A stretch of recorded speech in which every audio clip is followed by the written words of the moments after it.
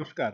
আবহাওয়া কেন্দ্র আগরতলা কর্তৃক প্রচারিত ত্রিপুরার দৈনিক আবহাওয়া বার্তায় আমি নবারুণ পুরকায়স্থ আপনাদের সবাইকে স্বাগত জানাচ্ছি। প্রথমে আমরা দেখে নিচ্ছি গত 24 ঘন্টার আবহাওয়া।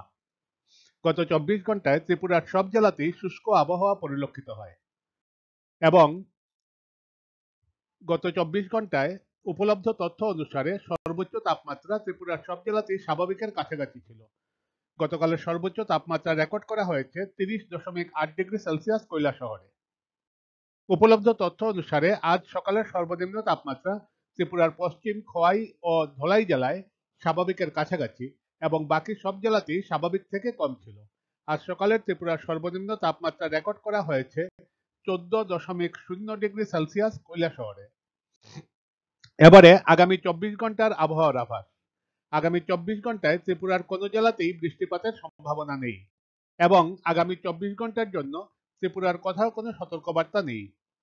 আগামী 24 ঘন্টায় সর্বোচ্চ তাপমাত্রা 30 থেকে 33 ডিগ্রি সেলসিয়াসের মধ্যে থাকার সম্ভাবনা রয়েছে, যা স্বাভাবিক বা তার থেকে বেশি, এবং সর্বনিম্ন তাপমাত্রা 15 থেকে 18 ডিগ্রি সেলসিয়াসের মধ্যে থাকার সম্ভাবনা, যা স্বাভাবিক বা তার থেকে কম। আমাদের পরবর্তী দৈনিক আবহাওয়া বার্তা প্রচারিত হবে আগামীকাল অর্থাৎ 4 মার্চ 2024। ধন্যবাদ।